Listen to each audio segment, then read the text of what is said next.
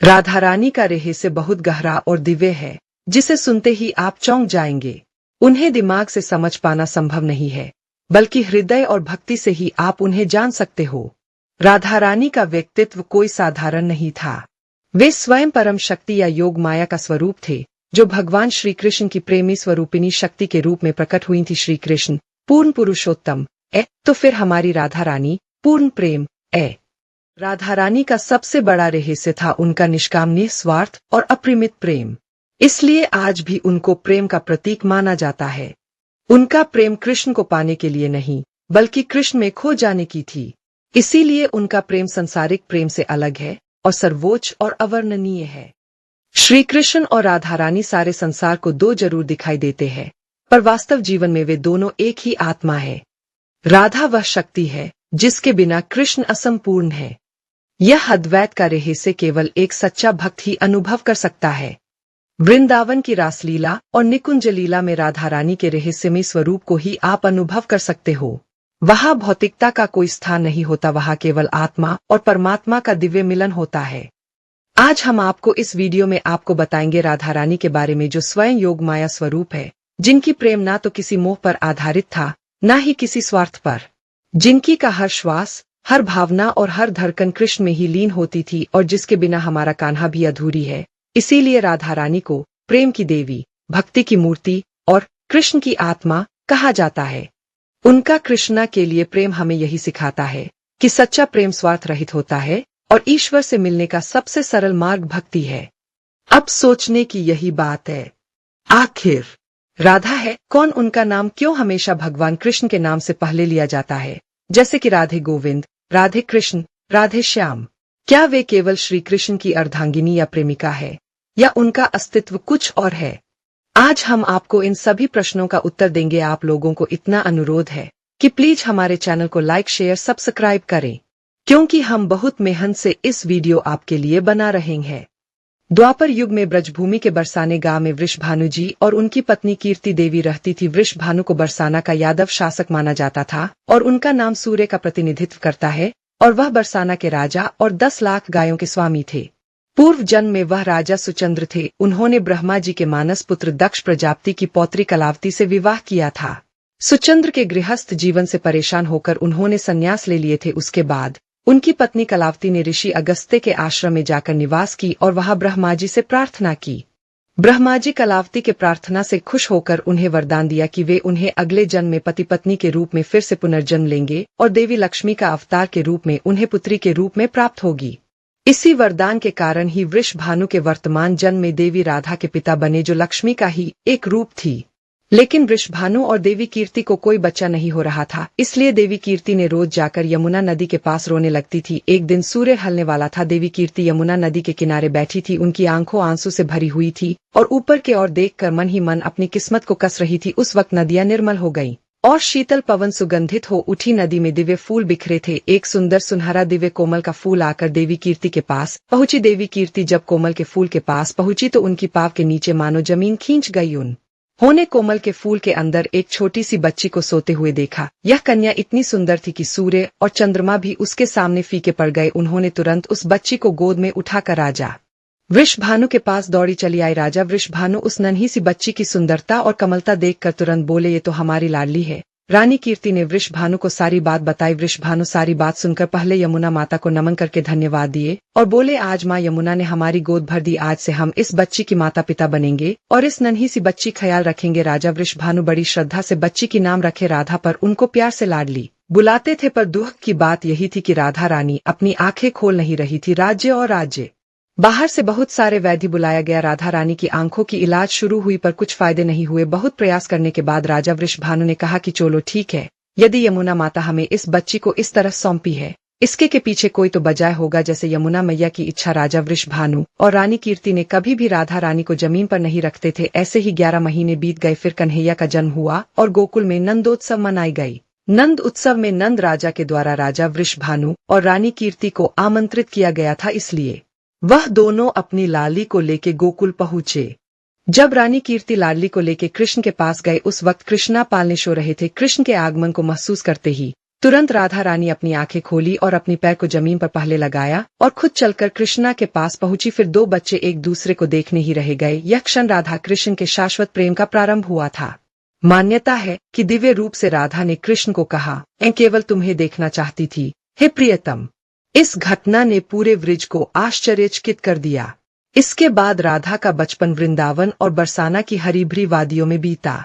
वे गोपियों की सखी बनी, लेकिन उनका हृदय हमेशा कृष्ण के लिए समर्पित रहा। राधा कृष्ण का प्रेम अपने आप में अनूठा है। आज भी जब प्रेम की मिसाल दी जाती है तो राधा और कृष्ण का नाम लिया जाता है। गर्ग संहिता के अनुसार जन्मोत्सव के बाद कान्हा दूसरी बार राधा जी से तब मिले जब वह अपने पिता नंद बाबा के भांडीर वन से गुजर रहे थे। कहा जाता है कि उसी समय नंद बाबा जी के सामने अचानक एक दिव्य ज्योति प्रकट हुई। उस दिव्य ज्योति स्वयं श्री राधा रानी प्रकट हुई थीं। उन्होंने नंद बाबा से कहा कि वह कन्हैया को उन्हें दे दे। तब नंद बाबा ने कान्हा जी को राधा रानी की गोद में डाल दिया। कहा जाता है कि यह मुलाकात लौकिक नहीं बल्कि अलौकिक थी। कथा के अनुसार जब नंद बाबा ने राधा जी की गोद में कन्हैया को सौंप दे के वहां से चले आए, क्योंकि नंद बाबा को अच्छी तरह पता थी उनके बेटा कोई साधारण व्यक्तित्व नहीं थे बल्कि वह इस संसार के कर्ता का एक अवतार है। राधा रानी के गोद में जाते ही कान्हा ने अपना बाल रूप त्याग दिया। कुछ ही देर में वह किशोर रूप में आ गए। उसी समय ब्रह्मा जी उपस्थित हुए और उन्होंने वहां पर कृष्ण राधा का गंधर्व विवाह संपन्न कराया। कथा के अनुसार कुछ दिनों तक राधा कृष्ण एक साथ उसी वन में रहे और फिर राधा रानी ने पुनः बाल रूप के श्री कृष्ण को नंद बाबा को सौंप दिया। कहा जाता है कि उस वन की मुलाकात के बाद राधा जी और कान्हा की मुलाकात संकेत नाम की जगह पर हुई थी, जो कि नंदगांव और बरसाना जो कि राधा जी की जन्मस्थली थी उसके बीच में अवस्थित है। यह एक छोटा सा गांव है। मान्यता है कि इसी स्थान पर बाल्य रूप में मुरलीधर और राधा की अद्भुत प्रेम कहानी शुरू हुई थी। बता दे कि हर साल भाद्र शुक्ल अष्टमी से चतुर्दशी तिथि तक संकेत गांव में राधा कृष्ण के प्रेम को याद किया जाता है। उनकी याद में उत्सव का आयोजन किया जाता है। इस तरह दोनों का प्रेम शुरू होता है। दोनों एक दूसरे से विवाह भी करना चाहते थे, लेकिन नियति को कुछ और ही मंजूर था। अचानक राजा वृषभानु और रानी कीर्ति राधा का विवाह रायान नाम के एक व्यक्ति से स्थिर कर दिए, जो कि माता यशोदा के भाई थे। यानी रिश्ते में राधा कृष्ण की मामी हुई। जब कान्हा को इसी बात पता चला, उसने तुरंत राधा से विवाह करने से इनकार किया। जब देवी राधा ने कान्हा से पूछा कि वह उनसे विवाह क्यों नहीं करना चाहते, इस पर श्री कृष्ण ने कहा कि कोई अपनी आत्मा से विवाह करता है क्या? श्री कृष्ण राधा को खुद से अलग नहीं बल्कि अपना ही अस्तित्व मानते थे। वह मनुष्यों को यह सीख देना चाहते थे कि प्रेम भौतिक संबंध से नहीं बल्कि आध्यात्मिक प्रकृति है। प्रेम और विवाह एक दूसरे से अलग नहीं है। इसके बाद यशोदा माता और नंद बाबा कान्हा को समझाने के लिए ऋषि गर्ग के पास ले गए। ऋषि गर्ग ने भी कान्हा को बहुत समझाया। इसके बाद कान्हा का मथुरा बुलावा आ गया। वह हमेशा के लिए वृंदावन छोड़कर मथुरा चले गए। उन्होंने राधा से वादा किया था कि वह वापस लौटेंगे, लेकिन वह कभी वापस नहीं आए। न ही राधा जी के मथुरा या द्वारका जाने का जिक्र मिलता है। आखिर क्यों श्री कृष्णा को राधा रानी से अलग होना पड़ा? आइए इस पर चर्चा करते हैं। इसका कारण नारद जी का श्राप भी माना जाता है। रामचरितमानस के बालकांड के अनुसार माता लक्ष्मी के स्वयंवर में नारद जी भी जाना चाहते थे। भगवान विष्णु ने नारद जी के साथ छल करते हुए उन्हें खुद का स्वरूप देने के बजाय वानर का स्वरूप दे दिया, जिसकी वजह से माता के स्वयंवर में नारद जी का काफी उपहास हुआ। जब नारद जी को इस बात का पता चला तो वह बैकुंठ पहुंचकर विष्णु जी से बहुत नाराज हुए और श्राप दिया कि उन्हें पत्नी की वियोग सहना होगा। यही वजह है कि रामचंद्र अवतार में उन्हें सीता का वियोग सहना पड़ा और कृष्ण अवतार में देवी राधा से उनका विवाह न हो सका। परंतु राधा रानी रायन से भी विवाह नहीं की थी। ब्रह्म वैवर्त पुराण के प्रकृति खंड 2 के अध्याय 49 के श्लोक 39 और 40 के अनुसार राधा जब बड़ी हुई तो उनके माता पिता ने रायान नामक एक वैश्य के साथ उसका संबंध निश्चित कर दिए और कान्हा ने उनको विवाह करने से इनकार किया। उस समय राधा घर में अपनी छाया का स्थापित करके खुद अंतर्धान हो गई। उस छाया के साथ ही माता योशदा का सगा भाई रायान का विवाह हो गया था। वहीं वास्तव में श्री राधा अपने वास्तविक रूप में वृंदावन में श्री कृष्ण के साथ थीं। ब्रह्म वैवर्त पुराण के अनुसार श्री कृष्ण और राधा जी के विवाह गोलक में समस्त देवी देवता उपस्थित से हुआ था, न कि पृथ्वी पृष्ठ पर। तब राधा जी का विवाह एक बार फिर से कृष्ण जी के साथ हुआ। हर युग में राधा रानी हमेशा अलग अलग अवतार में ही कृष्ण के साथ विवाह करती रही, लेकिन राधा जी को गोलोक में मिले एक शाप के कारण 100 वर्षों तक कृष्ण जी से दूर रहना पड़ा। आइए विस्तार से जानते हैं। इस शाप से दो कहानी जुड़ी है। पहली कहानी ये है कि राधा कृष्ण गोलोक में एक साथ रहते हैं। एक बार श्रीधाम, जो कि एक कृष्ण के भक्त थे, और नारद मुनि कृष्ण के लिए एक संदेश के साथ उनसे मिलने आए। जब वह दोनों वहां पहुंचे तो द्वार दिखाई नहीं दिया। तब नारद मुनि बोले, हम अंतः गोलोक पहुंच गए। नारद जी की इसी बात सुनकर श्रीधामा ने पूछा, वह कहाँ है? मुझे तो दिखाई नहीं दे रहा है। तब नारद मुनि ने कहा, यहाँ भगवान जी का नाम लेने से द्वार खुल जाएगा। तब श्रीधामा ने श्री कृष्ण का नाम लिया, लेकिन द्वार नहीं खुला। उन्होंने फिर नारद मुनि से पूछा, मैंने तो भगवान जी का नाम लिया परंतु द्वार तो नहीं खोला। तब नारद मुनि ने जवाब दिया, राधा कृष्ण का नाम लेने से द्वार खुल जाएगा। लेकिन श्रीधामा ने कहा कि हम श्री कृष्ण से पहले राधा रानी का नाम कैसे ले सकते हैं? वह तो श्री कृष्ण की प्रेमिका मात्र है।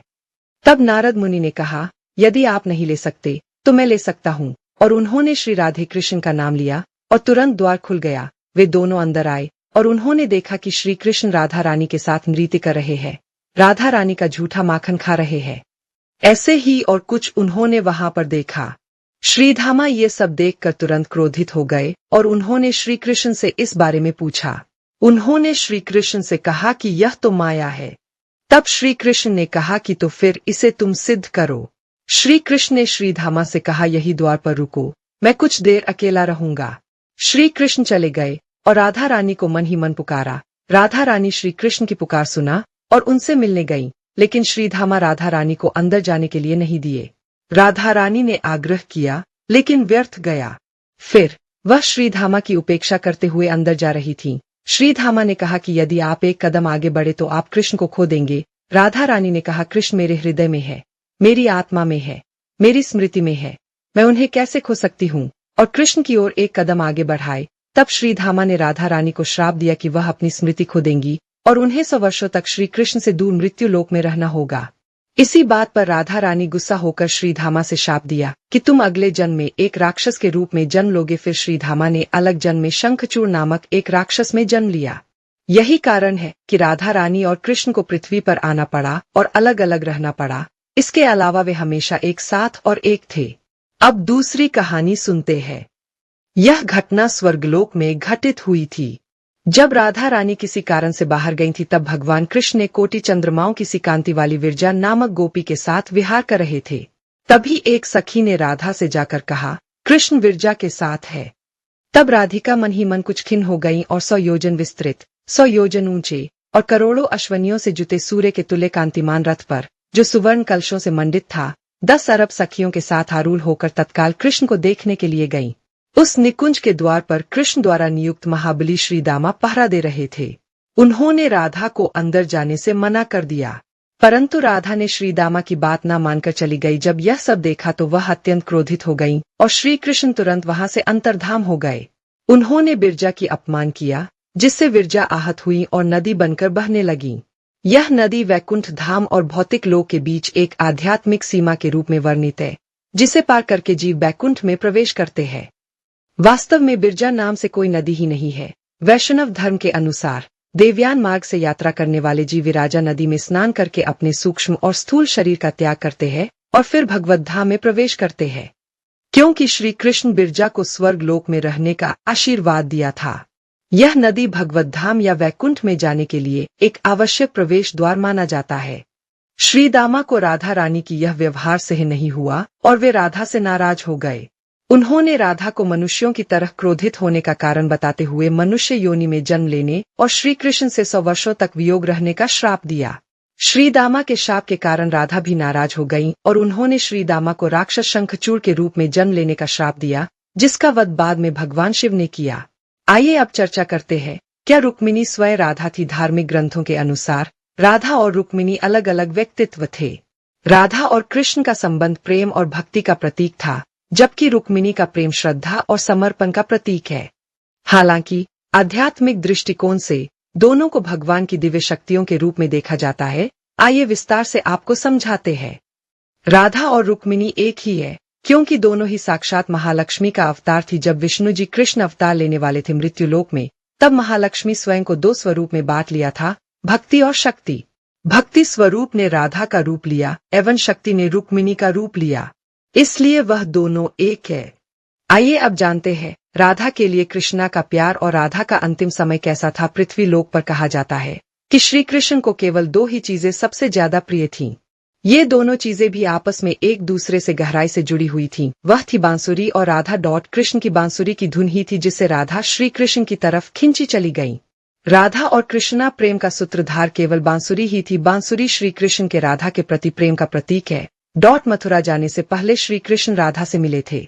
राधा कृष्ण के मन में चल रही हर गतिविधि को राधा अच्छी तरह समझ पाती थी। राधा को अलविदा कह कृष्ण उनसे दूर चले गए। कृष्ण राधा से ये वादा करके गए थे कि वो वापस आएंगे, लेकिन कृष्ण राधा के पास वापस नहीं आए। उनकी शादी भी रुक्मिणी से हो गई। राधा आखिरी बार अपने प्रियतम कृष्ण से मिलने द्वारिका गईं। जब वह द्वारका पहुंची तो उन्होंने कृष्ण के साथ रुक्मिणी और सत्यभामा से विवाह के बारे में सुना, लेकिन वह दुखी नहीं हुई। जब कृष्ण ने राधा को देखा तो बहुत प्रसन्न हुए। दोनों संकेतों की भाषा में एक दूसरे से काफी देर तक बातें करते रहे। राधा जी को कान्हा की नगरी द्वारिका में कोई नहीं पहचानता था। राधा के अनुरोध पर कृष्ण ने उन्हें महल में एक देविका के रूप में नियुक्त किया। वहां पर राधा दिन भर महल में रहती थीं और मौका मिलते ही वह कृष्ण के दर्शन कर लेती थीं। लेकिन महल में राधा ने श्री कृष्ण के साथ पहले की तरह का आध्यात्मिक जुड़ाव महसूस नहीं कर पा रही थी। इसलिए राधा ने महल से दूर जाने का तय किया और एक दिन वह वहां से चली गई, लेकिन कहाँ गई उसको खुद भी पता नहीं था, परंतु भगवान कृष्ण को सब कुछ पता था। धीरे समय बीता और राधा बिल्कुल अकेली और कमजोर हो गई। उस वक्त उन्हें भगवान श्री कृष्ण की आवश्यकता पड़ी। आखिरी समय में भगवान श्री कृष्ण उनके सामने आ गए। कृष्ण ने राधा से कहा कि वह उनसे कुछ मांगे। राधा ने कहा कि वह आखिरी बार उन्हें बांसुरी बजाते देखना चाहती है। श्री कृष्ण ने बांसुरी ली और बेहद सुरीली धुन में बजाने लगे। श्री कृष्ण ने दिन रात एक करके बांसुरी बजाई जब तक राधा आध्यात्मिक रूप से कृष्ण में विलीन न हो जाए। बांसुरी की धुन सुनते सुनते राधा ने अपने शरीर का त्याग कर दिया। हालांकि भगवान कृष्ण जानते थे कि उनका प्रेम सांसारिक नहीं है, बावजूद वे राधा की मृत्यु को बर्दाश्त नहीं कर पाए। कृष्ण ने प्रेम के प्रतीकात्मक अंत के रूप में बांसुरी तोड़कर झाड़ी में फेंक दी। उसके बाद से श्री कृष्ण ने जीवन भर बांसुरी या कोई अन्य वादक यंत्र नहीं बजाया। ऐसे ही हमारी कहानी समाप्त होती है। हम बहुत मेहनत से आपके लिए वीडियो बनाते हैं। आप लोगों को अनुरोध है कि हमारी चैनल को लाइक, शेयर, सब्सक्राइब कर देना। धन्यवाद।